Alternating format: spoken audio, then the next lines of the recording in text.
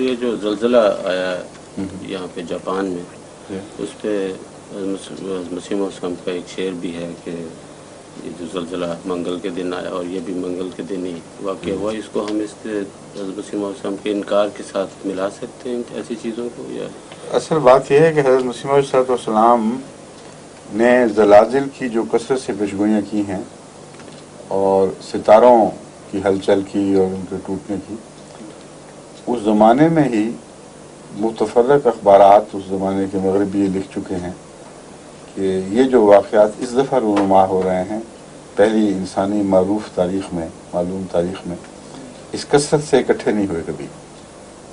اس کثرت سے زلازل کا اکٹھے ہو جانا اور اتنے بڑے پیمانے پر ہونا یہ عمومی علامت ہے انسان کو جگانے کی. یہ مراد ہرگز نہیں کہ اس جگہ جو جاپانی رہتے تھے ان کے گناہوں کے نتیجے میں یا ان کے انکار کے نتیجے میں ان کو سزا ملی ہے. دنیا بحیثیت دنیا وقت کے معمول کو پہچان نہیں سکی اور انکار کر چکی ہے.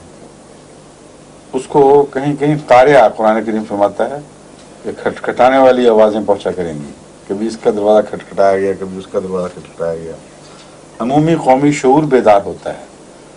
چنانچہ جاپان کے اخباروں نے اس پر تبصرہ کرتے ہوئے لکھا کہ ہمارے اندر اور امریکہ میں کوئی قدر مشترک ظلم کی ایسی موجود ہے کہ اس دور میں قریب کے دور میں یا امریکہ میں ایسی آسمانی مصیبتیں پڑی ہیں یا ہم پر پڑی ہیں، اور وہ دنیا داری میں بالکل امریکہ کے پیچھے چل رہے ہیں اس وقت. تو پھر حضرت مسیح علیہ السلام نے دوسری جگہ فرمایا ہے اے جزائر کے رہنے والوں تم بھی امن میں نہیں ہو.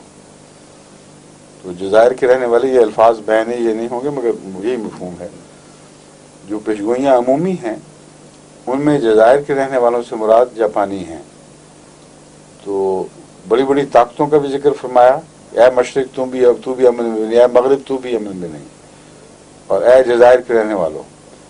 اور پھر ملک ہندوستان جس کا بھی حصہ پاکستان ہے اس کو مخاطب کر کے فرمایا کہ تمہاری نوبت بھی قریب آتی جاتی ہے اور پھر بہت فساد ہوں گے اور طوفان نوح کا زمانہ تو اپنی آنکھوں سے دیکھ لو گے.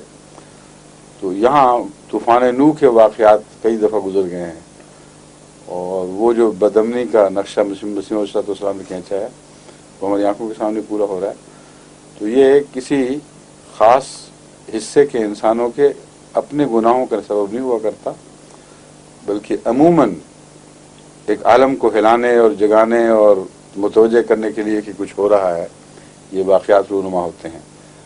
اگر یہ پیشگوئی کے بعد ہوں تو پھر یقینی طور پر یہ خدا تعالیٰ کی طرف سے جگانے کا ایک نشان بنتے ہیں. اگر ایسی کوئی پیشگوئیاں نہ ہوں تو کہیں کہیں کبھی کبھی ایسے قدرتی حوادث پیش آتے ہی رہتے ہیں اور نہ کوئی ان کو اپنی صداقت کے لیے پیش کرتا ہے نہ کوئی دلیل بنتی ہے. مگر جب کیا جائے اور جس وضاحت کے ساتھ بیان کیا جائے اسی وضاحت سے یہ واقعات رونما ہوں پھر انسان کو واقعی جھکنا چاہیے اس طرف اور توجہ کرنی چاہیے.